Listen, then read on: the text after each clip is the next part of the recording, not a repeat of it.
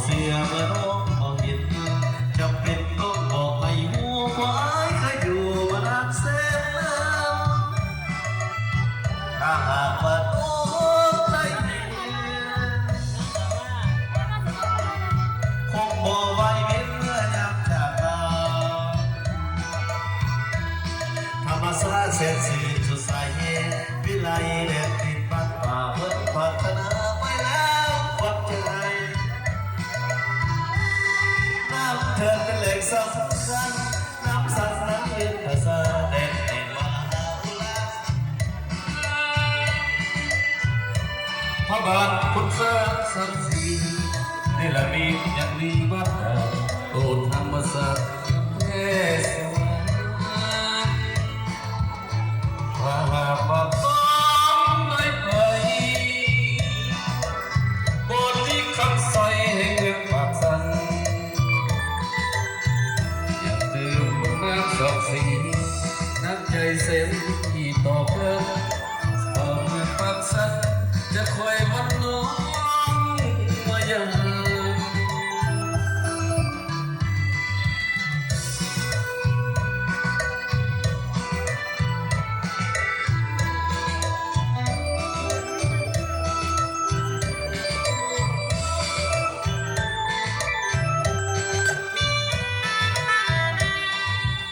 น้ำเคยเป็นเหล็กสำคัญน้ำเราเล่นเรื่องภาษาอย่าเก็บมันละกุหลาบแสนพระบาทคุณสักสักทีนี่ละมีดเอาสมานทางที่เที่ยวสูงถ้าบ้านได้ใจบริคำใส่ให้มือปากสั่น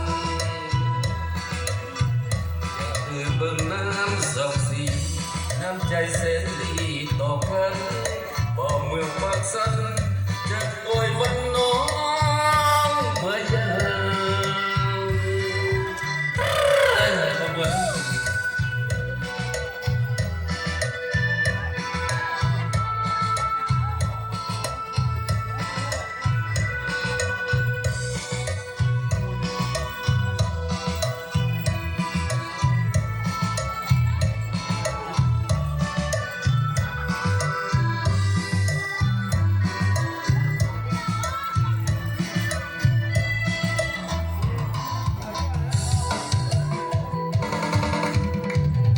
เอามาเล่น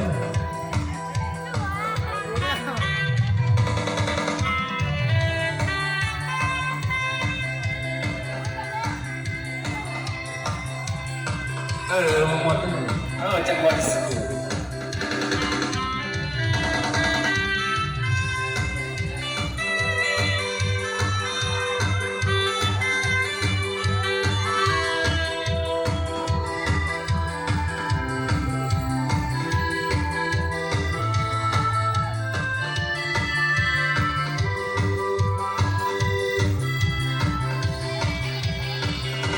ไปก่อนน้องนา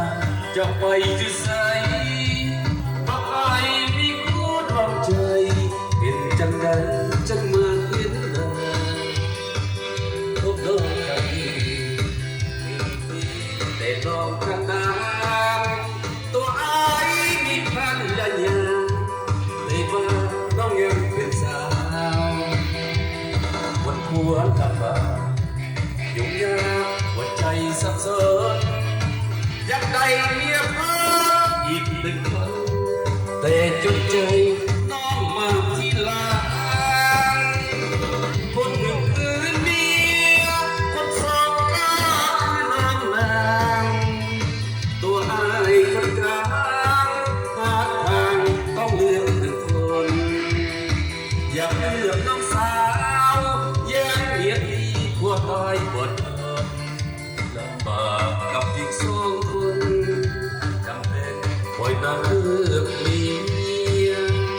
เอาจาสีลาอ้อยว่าพบเด็กน้องสาวอยากเป็นเรื่องเป็นราวน้องสาวอย่าไรคนอื่นเกิดใจตัวเองใจน้ำเมียอยู่ เสมือนหักเข้าฟ้าในว่าเคยดีวันพี่น้อง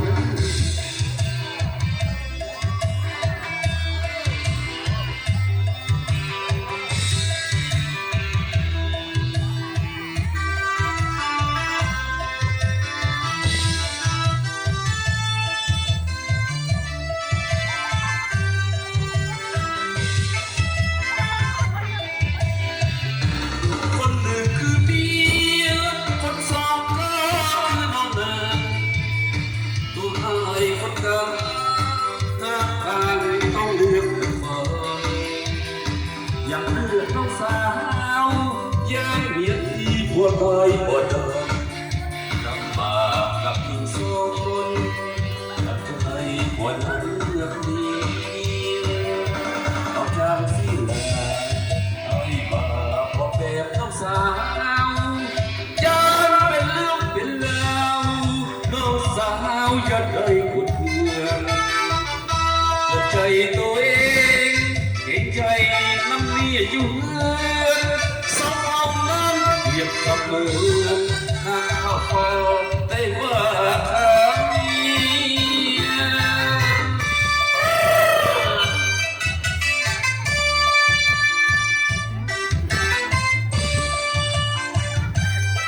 เอามาหมดเลย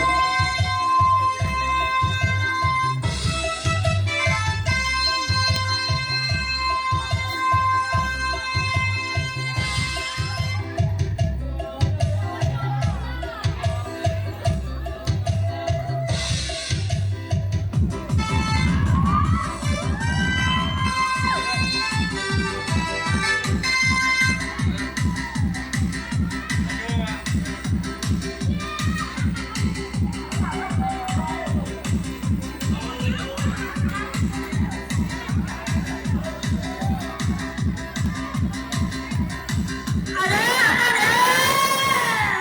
subscribe cho kênh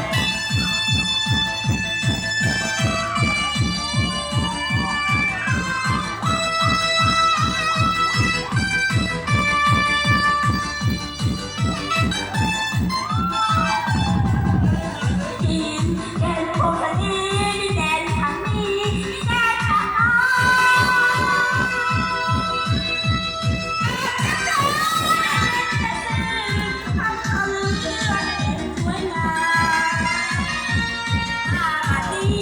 không bỏ lỡ